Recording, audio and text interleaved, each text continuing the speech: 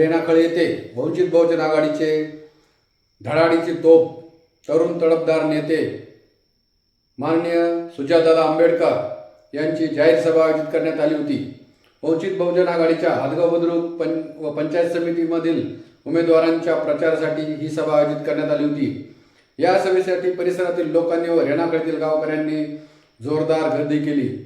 आपल्या भाषणात बोलताना सुजातदादा आंबेडकर यांनी वंचित बहुजन आघाडीच्या उमेदवारांना प्रचंड बहुमताने विजयी करा असे आवाहन केले।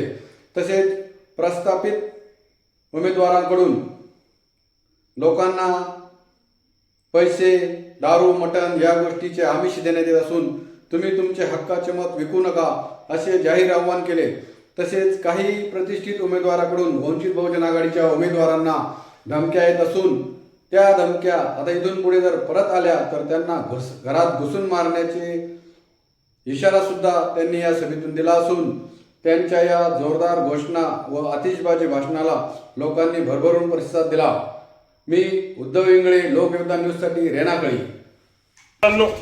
जसं मी तुम्हाला सुरुवातीलाच सांगितलेलं की वंचित बहुजन आघाडीचा चांगला उमेदवार रेसमध्ये आला की हे 4 गोष्टी वापरतात।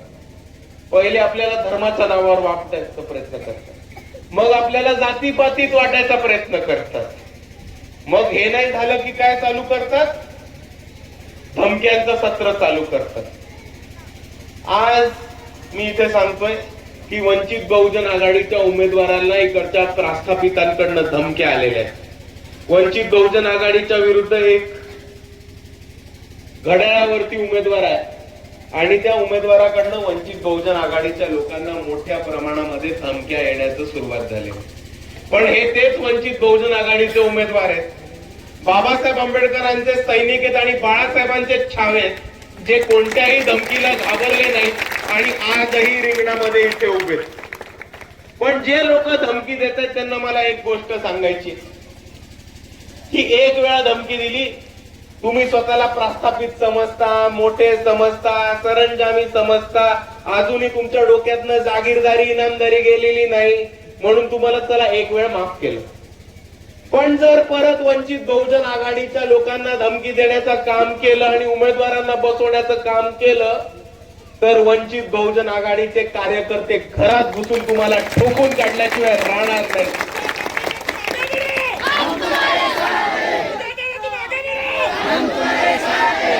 हा माझा सल्ला समजायचा असेल, म्हणणं समजायचं असेल तर म्हणणं समजा, सल्ला समजा, धमकी समजायची असेल तर धमकी समजा, मला फरक पडत नाही। वंचितच्या उमेदवारांना जर परत बसवण्याचा प्रयत्न केला तर हा वंचित बहुजन आघाडीचा कार्यकर्ता तुम्हाला सोडणार नाही, एवढं तुम्ही साल्यांवर याद राखा। एवढं इकडे उभं राहू।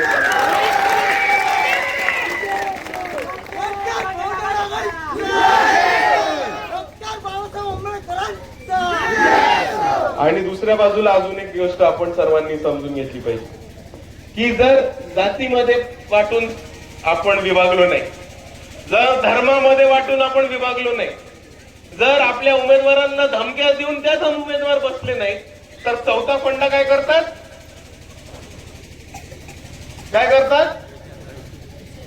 वेगवेगळ्या गोष्टी घेऊन येतात आपल्याकडे। काय घेऊन येतात? पाकिटात काय असतं? पैसे। अजून काय घेऊन येतात?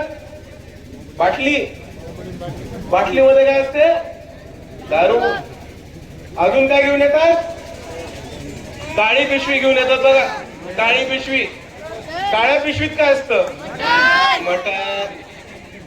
पण आता आपण विचार करा, पैसे घेतले, दारू घेतली, मटण घेतलं, त्याच्यानंतर काय होणार? मटण 2 जेवणामध्ये संपून जाईल, दारू 1 रात्रीमध्ये तुम्ही संपून टाकाल, पैसे 2 दिवसात संपून जातील, मग पुढे काय करणार? हा विचार तुम्ही सर्वांनी केला पाहिजे। आणि मला एक गोष्ट सांगा, पैशाचं तर बोललात, किती रेट लावला इकडे आपला? एका मताला किती मिळतंय? काय रेट चालू सध्या?